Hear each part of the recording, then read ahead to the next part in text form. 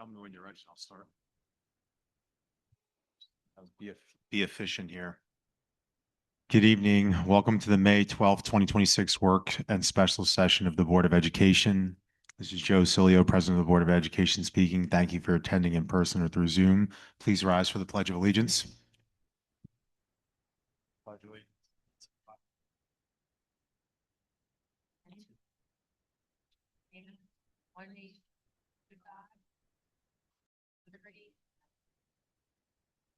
Due notice of the meeting is provided to the public and each member of the Board of Education is required by law.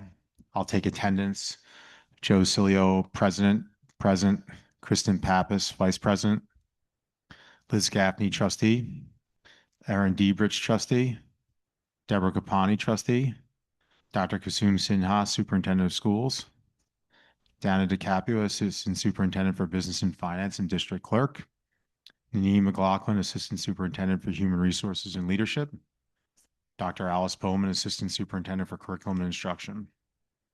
At this time, we're going to go to the literacy review. Dr. Sinha, would you like to go forward with the presentation? Or are you handing it off? Do you want us?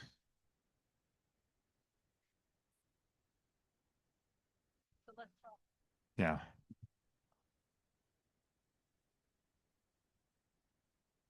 I'll just take it to the seat. She's gonna. Oh, you do it. Okay.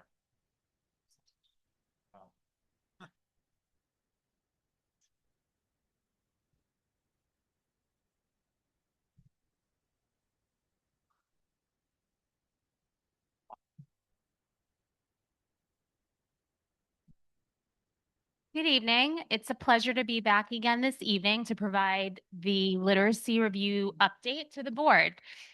So earlier today, the literacy review team met in the middle school learning commons to continue our review process. And during our meeting, we reviewed stakeholder feedback connected to Amplify CKLA, shared pilot teacher updates, and provided the team access to some student artifacts from the beginning of our third pilot cycle involving MyView Literacy, K-5, and Benchmark Advance, 3-5. I have also provided the board with folders that include today's meeting agenda, the feedback from Amplify CKLA, and the artifacts that were provided. Since our last board update, I have compiled and analyzed feedback from teachers, administrators, families, and students connected to the Amplify CKLA pilot, which I will share this evening before transitioning into updates on our current implementation work. And I'd like to first revisit the slide that outlines our literacy pilot timeline across grades K-5. As you can see, each pilot cycle includes a launch meeting, an implementation window, a structured feedback process involving teachers, administrators, students, and families. And we have now completed our first 2 K-2 pilot cycles involving Benchmark Advance and Amplify CKLA. And we're currently in the midst of our third pilot cycle with MyView Literacy K-5 and Benchmark Advance 3-5, which started last week. We have a total of 28 classrooms piloting at this time. That's 39 teachers and 11 special education teachers that are in our ICT classrooms. So this process is intentionally designed to ensure that decisions are grounded in classroom implementation, student work, stakeholder feedback, and ongoing reflection and analysis. Before I begin sharing the feedback from Amplify CKLA, I'd like to remind the board that the comprehensive Benchmark Advance K-2 feedback we reviewed during our April meeting is posted on the district website. I'd also like to frame how the feedback shared this evening has been organized. We analyzed both quantitative and qualitative feedback from teachers, administrators, students, and families. The quantitative feedback reflects numerical ratings across specific categories, while qualitative feedback captures the themes, observations, experiences, and reflections shared by stakeholders. Student feedback was gathered qualitatively to ensure we were able to capture developmentally appropriate and accurate insights from our K-2 students. I'll begin with the teacher feedback connected to Amplify CKLA. This quantitative data reflects teacher ratings on a scale of 1 to 5 across multiple instructional categories, with 1 indicating strongly disagree and 5 indicating strongly agree. As you can see on the graph, the highest ratings emerged around materials, which received a 4.2, planning, which received a 4.0, assessment alignment, and student learning, both in the mid-3 range. These ratings suggest that the teachers saw strengths in the organization of materials, the structure of lessons, and opportunities for vocabulary and oral language development within the resource. Where lower ratings emerged around differentiation, which received a 2.5, home to school connection, which received a 2.1, and confidence in long-term implementation, which received a 2.6. What this tells us is that while teachers recognize strengths in oral language, vocabulary, and story engagement, they also raise questions around balancing reading, writing, foundational skills instruction, and differentiation to support all learners effectively. When we look at the qualitative feedback from the teachers, we begin to understand what is driving those ratings. Teachers consistently identified strengths in oral language development, vocabulary instruction, student discussion opportunities, and engagement with folk tales and stories. Teachers noted that students were actively using sophisticated vocabulary and making meaningful thematic connections across stories and texts. At the same time, several opportunities for growth emerged, including the balance between listening and active reading, writing stamina and writing progression, and alignment to foundational skills instruction. Teachers also expressed concerns that students often did not have text physically in front of them during instruction, limiting opportunities for active reading and independent application of skills. Overall, the feedback suggests that while the resource supports vocabulary and listening comprehension, teachers are looking for stronger balance between reading, writing, foundational skills, and differentiation for support for all learners. Our family feedback provides another important lens into how students are experiencing literacy learning beyond the classroom. Quantitatively, the highest ratings were connected to student work, visibility, and communication from school. Families were often able to see evidence of learning through writing samples, notebooks, and the work that came home at the end of the pilot cycle. Qualitatively, families noted that students enjoyed the fiction stories, particularly fairy tales and folk tales, and some families observed students producing longer written responses and sounding out words more frequently. At the same time, families raised questions around visibility into daily instruction, foundational skills development, and overall understanding of the program during the pilot cycle. This feedback reinforces the importance of communication, clarity, and ensuring that families understand what students are learning and how literacy skills are being developed. It should also be noted that during a pilot process, communication and student work sent home may not occur as frequently as it would during a full implementation. Throughout the pilot, we need to collect, analyze, and monitor student work and instructional experiences closely. Once a resource is adopted, this feedback will absolutely be taken into consideration as we think about more frequent communication and additional opportunities for student work to be shared with families. The administrator feedback provided a systems level perspective on implementation and classroom instruction. Administrators identified strengths in vocabulary development, oral language opportunities, knowledge building through connected texts, structured instructional routines. Administrators also observed students actively engaged in discussion and making connections across stories and themes. At the same time, administrators consistently raised questions around the balance between listening and active reading, writing opportunities and writing stamina, differentiation and accessibility of materials, and alignment to foundational skills instruction.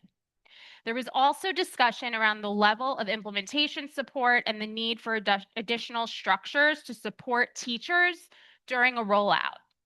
Overall, administrators recognize strengths in discussion and vocabulary development while emphasizing the importance of balancing listening comprehension with active student reading, writing, and independence. For K-2 students, As I mentioned earlier, we use the qualitative approach to gather feedback.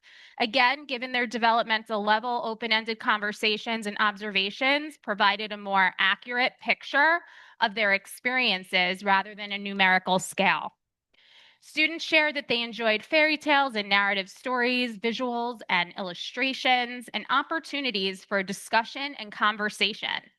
They also expressed interest in topics such as aviation, history, fictional myths, depending on the grade level. But at the same time, students identified challenges relating to writing space and graphic organizers, the length of the lessons, and the repetition across the stories.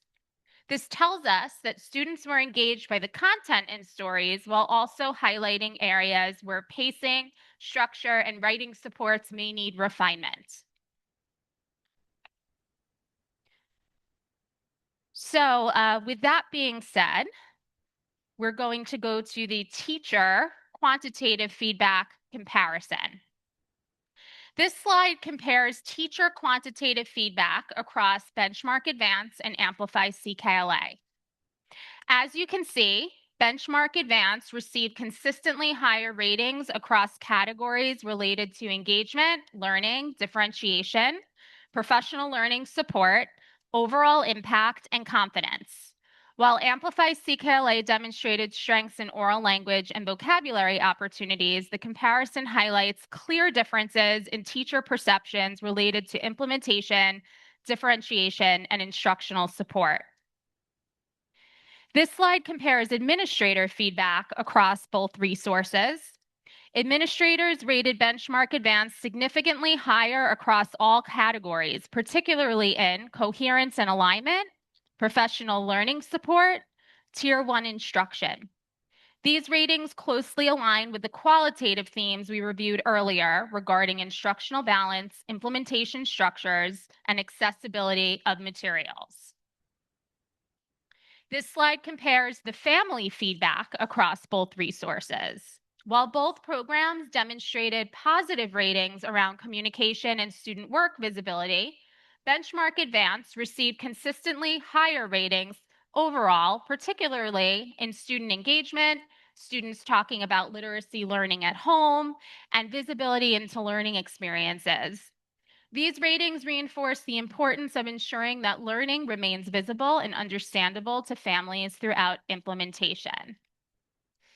At this point in the process, after many classroom visits, observations, classroom teaching and student learning, analysis of student work, and the collection of feedback from all stakeholder groups, we have collectively made the decision to not continue piloting Amplify CKLA with our 3 through 5 classrooms. We do recognize that we did not pilot the skills component of this resource and instead focused on the knowledge building component, as we remained committed to and continue using foundations in grades K to 3 due to the strong student outcomes we are seeing with that resource.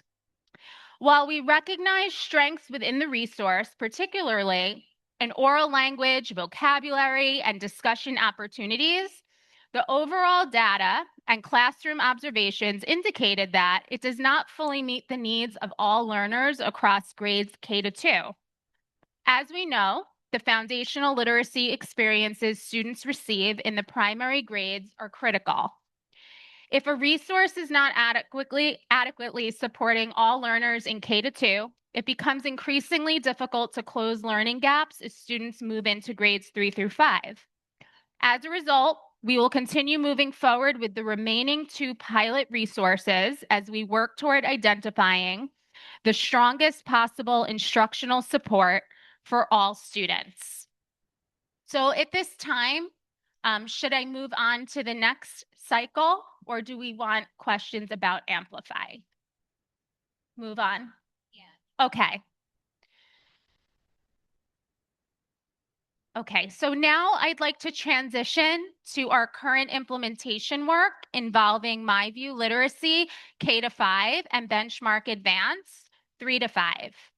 Similar to previous pilot cycles, we began with launch meetings designed to build understanding of the resources and instructional structures. Since then, teachers have participated in ongoing literacy coach check-ins, additional professional learning opportunities, assessment deep dives, open dialogue, and support structures. We have also coordinated on-site consultant visits where lessons are modeled, teachers co-plan, and questions are addressed directly within the classrooms.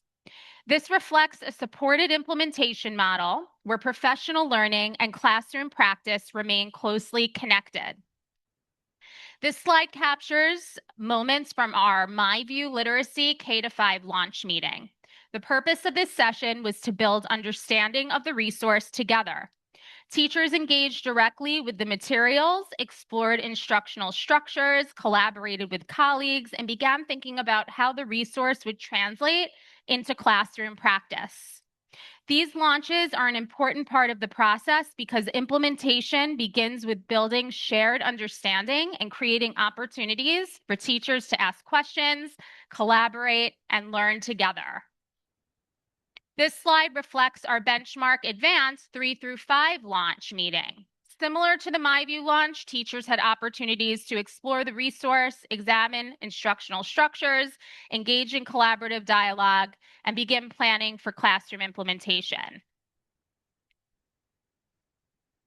This slide captures consultant visits connected to MyView Literacy K-2 classrooms. During these visits, consultants modeled lessons which included pre-meetings and debriefing and response to any questions about the resource. Across classrooms, students were actively engaged in reading, discussion, vocabulary work, collaborative learning experiences. These visits provide another important layer of support as teachers continue implementing the resource in real time. This slide highlights MyView literacy implementation across grades 3 through 5. What we are seeing across classrooms are students actively, closely reading texts, annotating them, discussing ideas collaboratively, and applying vocabulary and comprehension strategies. This slide reflects Benchmark Advance implementation across grades 3 through 5 in Stewart School. The classrooms depicted here show students engaged in a variety of literacy experiences, including collaborative discussion, reading comprehension, vocabulary development, and teacher-guided instruction. These classroom visits continue to help us better understand how the resource functions within actual instructional settings. And here you can see the 3 through 5 Benchmark Advanced classrooms at Stratford School. What stands out across these visits is the level of student participation, classroom discussion, and interaction with text. As the pilot continues, these classrooms experiences remain an important component of our review process. When the literacy review team met today, we reviewed the Amplify CKLA feedback in depth and compared it to the Benchmark Advance. Pilot teachers also shared updates on their own implementation experiences, as well as feedback from colleagues during the past week. In addition, each group was given access to the initial collection of student artifacts from MyView Literacy K-5 and Benchmark Advance 3 to 5 to review. This process allows us to move beyond the feedback alone and begin grounding our conversations in actual student work and evidence of learning. I also want to note that Pilot Cycle 3 only began last week on May 4th, so the collection of student artifacts is still in its very early stages. So as we move forward, we will continue gathering feedback, analyzing artifacts, and refining our understanding of each resource to ensure that any future decision remains grounded in evidence, implementation experience, and what is best for students. This is a slide that highlights kindergarten, MyView literacy, some student artifacts from our pilot. In these examples, students are building academic vocabulary, engaging in oral language and vocabulary development activities, and beginning to write personal narratives using sequencing words such as first, next, and then. The next slide highlights grade 1 MyView.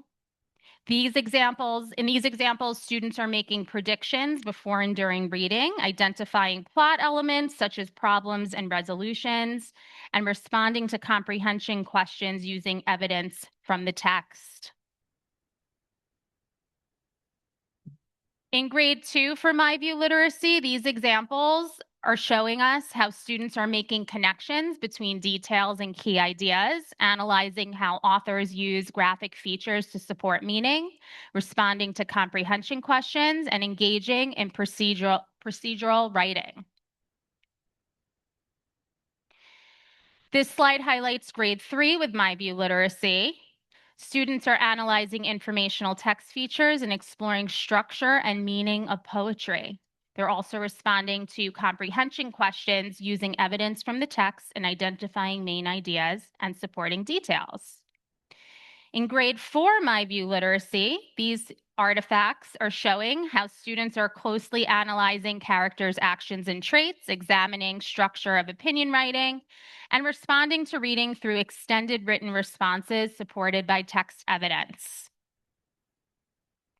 In grade 5, MyView Literacy, these examples are showing the analysis of characters and settings within science fiction texts, examining plot structure through story mapping, and developing academic vocabulary connected to themes and meaning.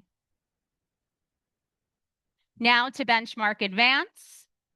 These grade 3 artifacts are examples of students closely reading literary texts, analyzing character perspectives and feelings, and writing narrative journal entries from a character's point of view. In Benchmark Advanced Grade 4, these student artifacts are showing us how students are closely reading historical fiction texts, annotating while reading, and beginning to work on a reading blueprint focused on understanding different points of view. And in grade 5 for Benchmark Advance, these examples are showing how students are closely reading and annotating complex text, identifying vocabulary and literary elements, and completing narrative response work connected to characters, setting, events, and theme. This process has always been more than just selecting a resource. It's really been about reflecting on teaching and learning, listening to multiple stakeholder voices, and ensuring that our instructional decisions align with the needs of our students and the vision of our district. As we continue through this work together, we remain committed to observing teaching and learning in classrooms, reflecting on student experiences and outcomes, engaging teachers, administrators, students, and families in the process, strengthening alignment across curriculum, instruction, assessment, and professional learning, and making thoughtful, informed decisions grounded in evidence and feedback. I would like to extend a special thank you to our pilot teachers, literacy coaches, administrators, families, our consultants who have been in constant partnership with us throughout the process, and of course, our Board of Education. Thank you for your collaboration, professionalism, and continued commitment to our students and schools.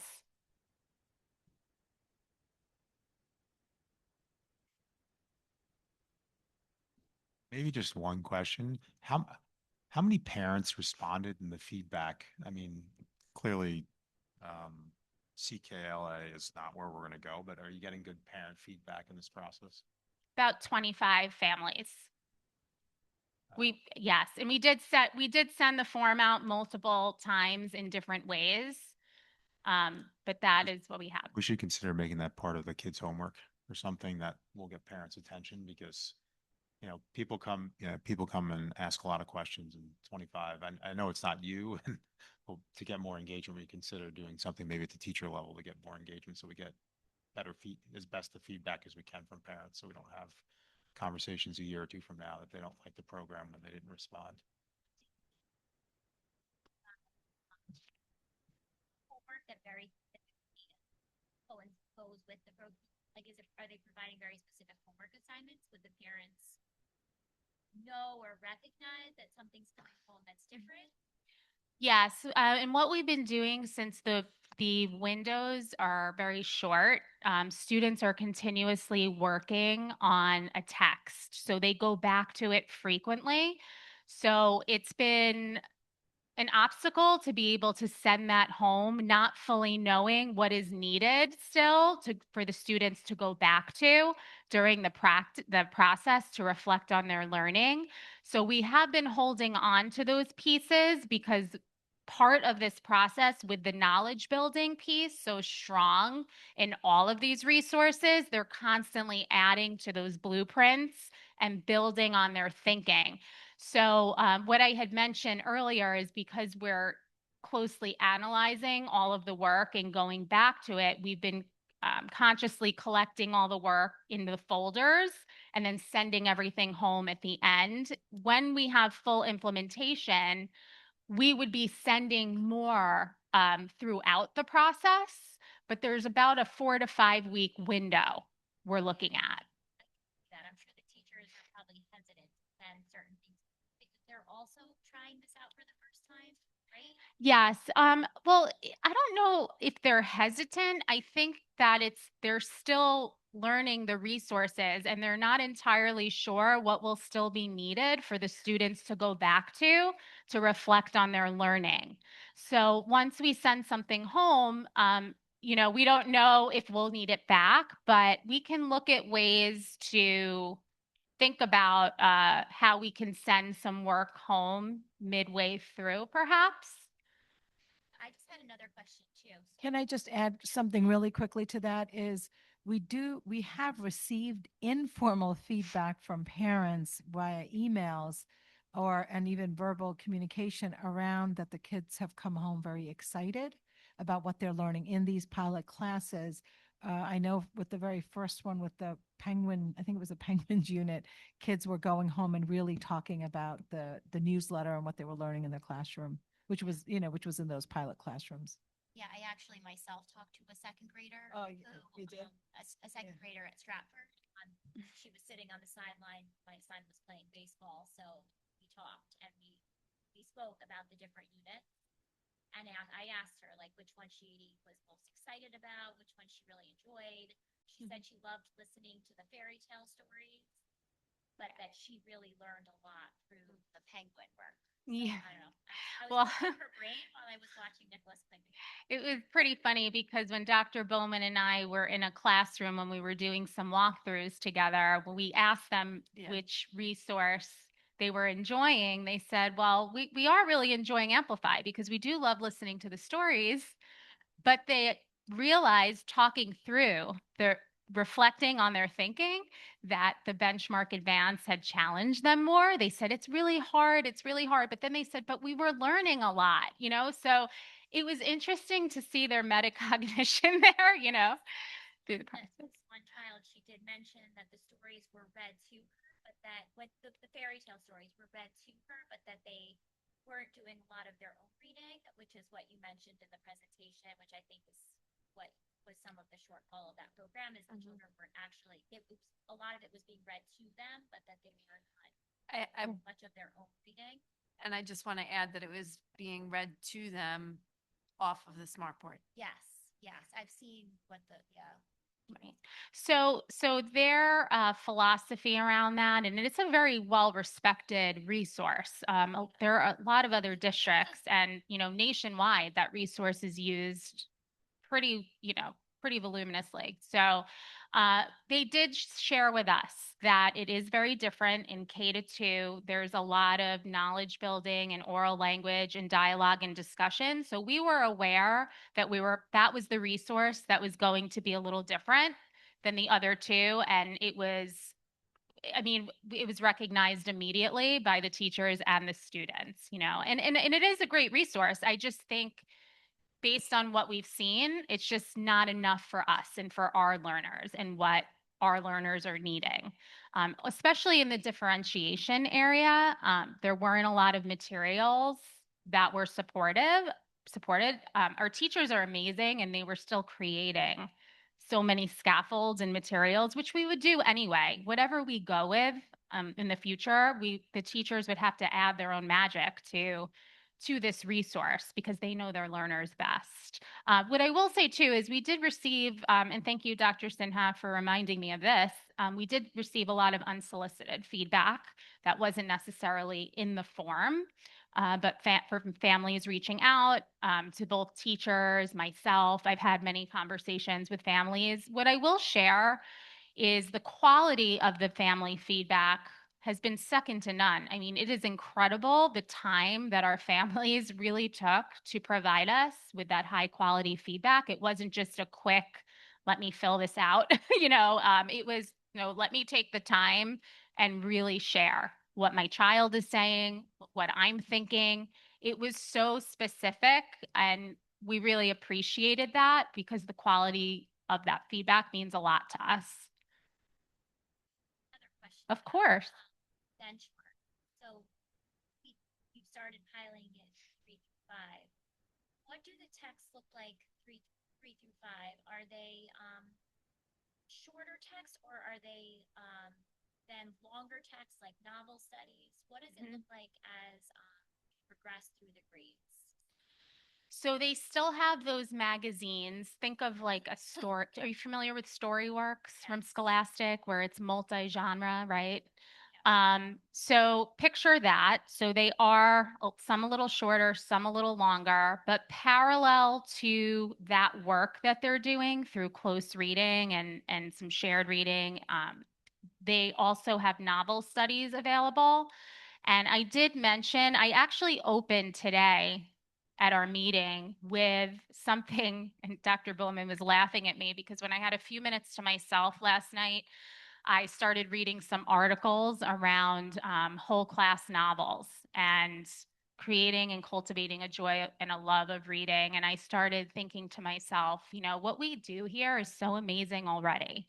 We're piloting new programs because we recognize there is a need, but what we have are kids who love to read, and we don't want to lose that. So, something that is really important to us as we go through this process is I was questioning the consultants today all about their novel studies. Now that I know about the resource and we know about the resource, I'm starting to see other things that we might need in the resource, which is exactly that. And both of these resources, I'm thrilled at today's meeting, the feedback I'm getting on my view. I'm absolutely ecstatic because we have two strong resources on the table. And they both offer that evidence-based reading literacy strategies that we're looking for, but also parallel to that are cultivating a love and a joy for reading. So thank you, for mentioning that, because I think we do need to, or thinking about that and what it looks like. Because for our older students, we want them reading those whole class novels. They studies as per their Yes. just class. Yes, it comes with, for my view, the novel studies. And I asked the consultant today if we can also select if we have choice in that. And she said that we do, that it's not just here it is. Here's your novel study. We can select based on what we know about our students.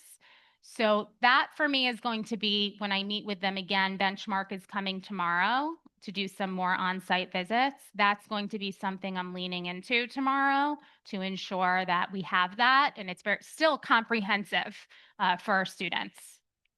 Also, suggestion the consultants from these companies about how to still continue allowing for some choice where children are still, reading from books that they are choosing, like let's say within the classroom library.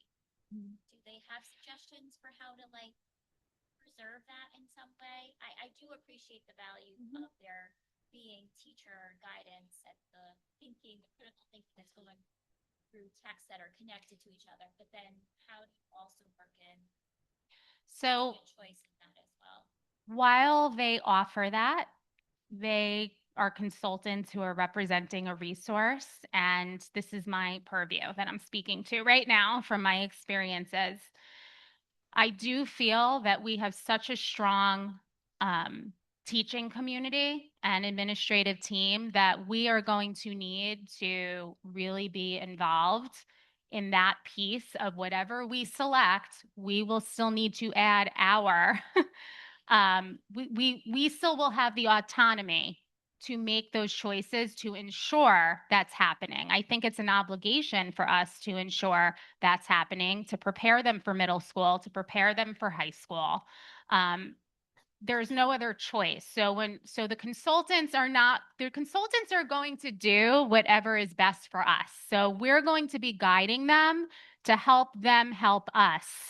I was connected with a couple of districts who are using these resources, who also believe in the power of independent reading and choice. And I'm going to be setting up some conversations just to get an idea of how they're implementing that. Sure. First of all, this was a great Any other presentation. questions? It's very thorough. You, do I have to talk in microphone? You can talk. Yeah, yes, you do. It's not working. You did a great job. So Is this mostly whole class or is there some small group element to it as well? Both of the resources on the table have small group components to it. So what we're looking at when we selected the 3 resources, we ensured that there were options for small group, while the pilot is focusing more on whole class, tier 1. We do see the potential and the materials that are included for small group. There is no shortage of materials for small group and differentiation. Thank you for the student work and the artifacts. I was wondering, you had mentioned about continuing to use foundations because the data suggests it's working very well for our students. Can you, just in a general way, just clarify for me how that works when you buy a new curriculum, but you're still using something that works, but how does that, do they work together? Do you not use a component from the, say it's Benchmark or MyView? How does that work? It's a great question because I see this as a win-win all around. One reason I see it as a win is we know we have something that works. So what we would do is we would take the word study out of the resource, that time that's allotted in the resource that the teacher would implement that portion of the resource, that would go back to foundations, that time, those minutes. So they would not be using that piece of the resource. However, what we have found really strong is that there are so many supportive materials for phonics instruction and phonological awareness in general and fluency and anything that Foundations has available. When we looked at resources, we wanted to ensure that their word study and scope and sequence for phonics principles was really strong and had very close alignment to Foundations, so that, let's just say, in the future, you never ever know what's going to happen. No plans for it right now. Let's just say that we try out the phonics portion. We pilot that in a couple of classrooms a few years from now to see how does that compare to Foundations. I'm confident that with either program, we have 2 strong word study programs already built in. So we use Foundations now with supportive materials for additional support for our learners who need that practice. So that's why it's a win-win.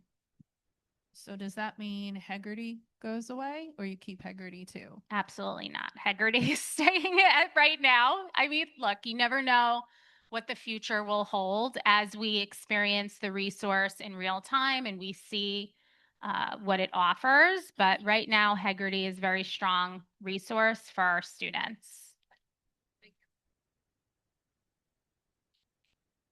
Any other questions? Thank you, Ms. Kaufman. Yeah, I know the pilot has been a big undertaking, but it's gone very well. So thank you for your leadership in that area. There are no further questions. May I have a motion to close the public session and open the budget hearing? Second. All in favor? Aye. Dr. Sinek, can you begin the budget presentation? Yep.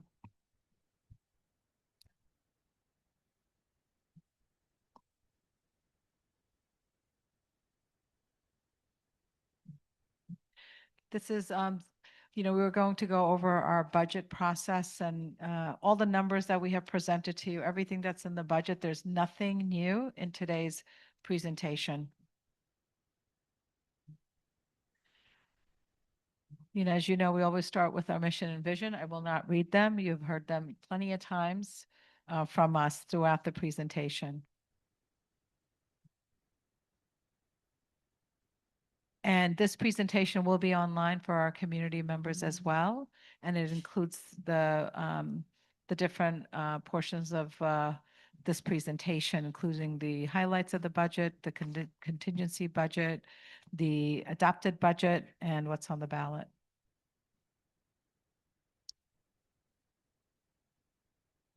This, again, you've seen before, our priorities. It's always around student success, make sure we are engaging with our community, looking at growth for our kids, social, emotional, academic growth, looking at our facilities, and ensuring that we're investing in our, not just with education, but also with our infrastructure.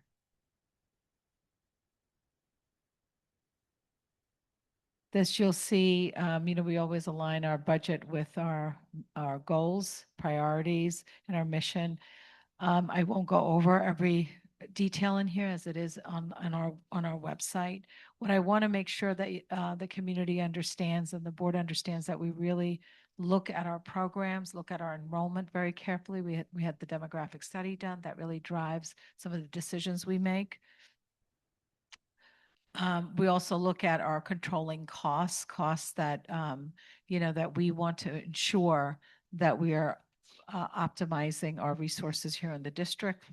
For example, really working with our state, county, and village for the bids and contracts for supplies. We recycle as much as possible with our technology. Same thing with transportation. We joined the consortium for that. So we do quite a bit to ensure that we're maximizing our resources. I also wanted to mention again that our district continues to maintain the highest level of credit rating, which is a AAA credit rating. Our adopted budget, you've seen this before. It's at $142,385,117. Budget to budget increase at 3.36%. And within the projected tax levy increase and the allowable tax levy, which is at 2.98%. We have to make sure that our community sees our budget in this three-part section. So you can see the capital is at 12.93%, administration at 11.56%, and majority of our budget, which is with our program, this is what touches our students, which is at 75.51%. These are those same percentages and numbers. And these are the major categories for our budget codes. This Mr. Capia has gone over several times, so I'm not going to go through these numbers, but you'll see that the budget to budget, the adopted budget numbers and how those codes are allocated. What I did want to, mention with our budget, which is not on this presentation, but it's on other presentation, what does this budget have for our students? It supports the bubble that's going into the 9th grade with staffing at the high school. We also have the Bloomberg Lab, the new art and physics classrooms that are part of the bond project. Ms. Kaufman just talked about the primary resource that's on here, budgeted for. We also have for the MTSS, a new MTSS platform that we've been piloting this year with the intervention manager. And we have some of the programs that we really value in our district, the continuation of the morning math and writing at the high school and at the middle school.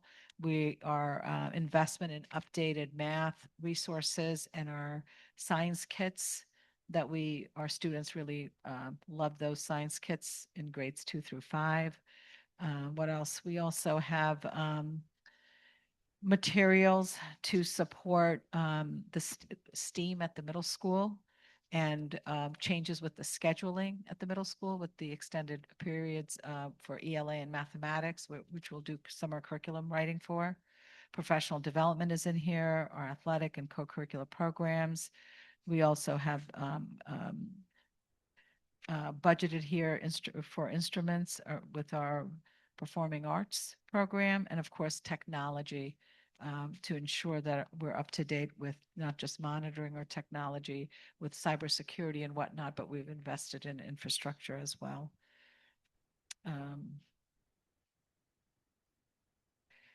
This is important. What happens if the budget fails? We have three options. One is to present the same proposal for a revote, present a modified proposal, or adopt a contingency budget. And the contingency budget, it would be for us, it would be a reduction of more than $4.6 million. And, we've reviewed this also with our community members before, that the tax levy can't be greater than the prior year's actual tax levy. All contractual and debt services obligation for 26, 27 would remain in effect. And the Board of Education would determine which items fall under the ordinary contingency expenses. On the ballot, we have our budget. We also have use of capital reserve that includes the reallocation of unused capital funds, establishing a new capital reserve, and election of one Board of Education trustee. And our budget vote and election is on May 19th. Any questions? Okay, I know we've presented this several times. Another thing I wanted to mention we also have our students that come in and vote on different items with the buildings. This year that closes at 8 o'clock for our parents. Typically we go till 9, but it's going to close at 8 o'clock. So we encourage our students to come with their families. Thank you. There any questions? Any questions from the public on the budget? Nope. Hearing none. May I have a motion to close the budget hearing and reopen the public work session? Second. All in favor? Aye. Do I need to do anything else? May I have a motion to accept the agenda for May 12th, 2026 special session as presented? All in favor? Aye. Are there any questions and comments on the agenda?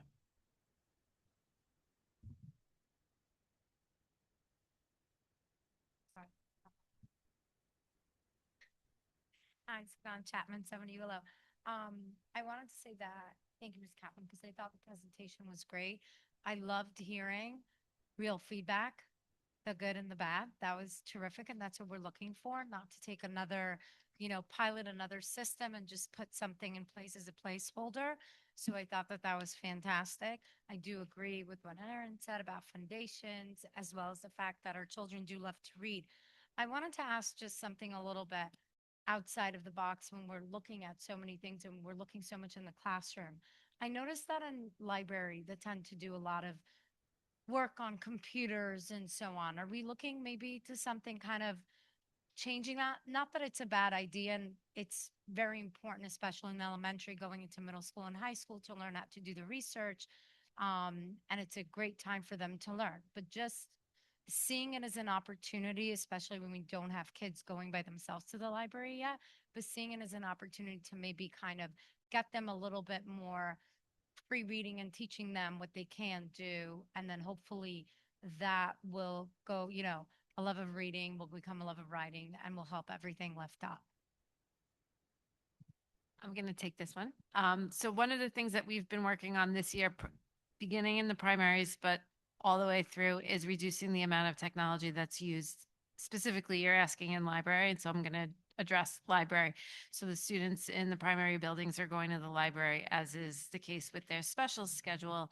And we've really made it under the guidance of Mrs. McGuire, who oversees our library media specialists, a concerted effort to reduce the amount of time and the amount of events that take place using technology, and working to have the unit or the theme that's being addressed in classrooms reflected in the books that she pulls, to do a read aloud, to have the kids practice looking around and picking out books to bring home.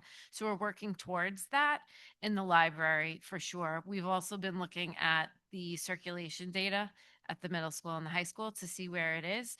And one of the things that we're looking forward to doing in the middle school with the explicit writing class, which I would just like to say we're looking to rebrand to interdisciplinary writing instead of writing across the curriculum, due to the unfortunate acronym.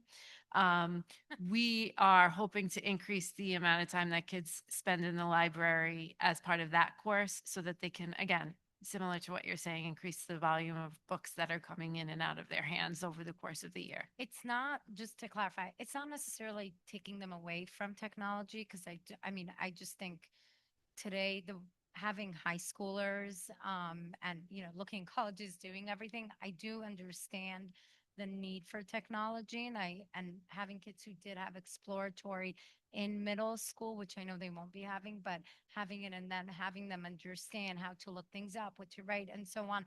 I fully believe in it. I'm not saying to step away from it, but I think that teaching them young how to explore themselves, to read, to look for things, just as you guys were saying. So that's more of what I meant. I know Yeah. you're answering the same, just to clarify. Yep, we agree. That's the tension.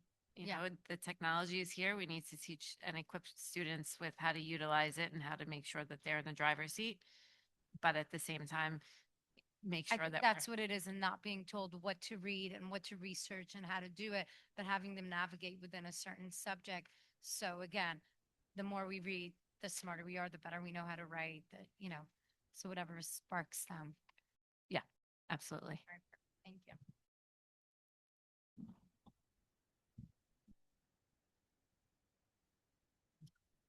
Just making sure.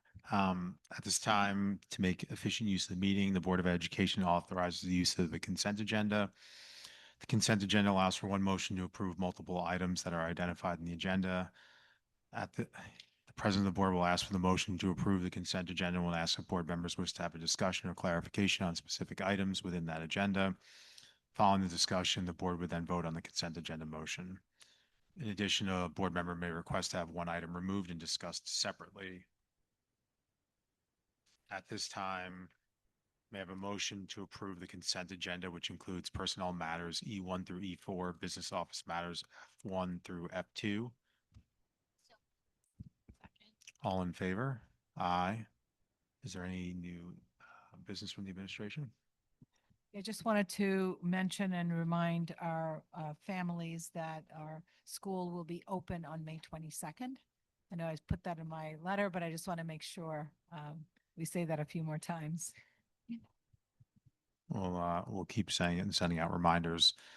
Announcements, future Board of Education meeting is Tuesday, May 19th, 2026. It's a regular session, 7:30 here at the Garden City High School. Remember, go out and vote that day as well. Again, please tell your friends as well. And if there's no further business, may I have a motion that there's no further business to come before the board and that the meeting be adjourned? Second. All in favor? Aye.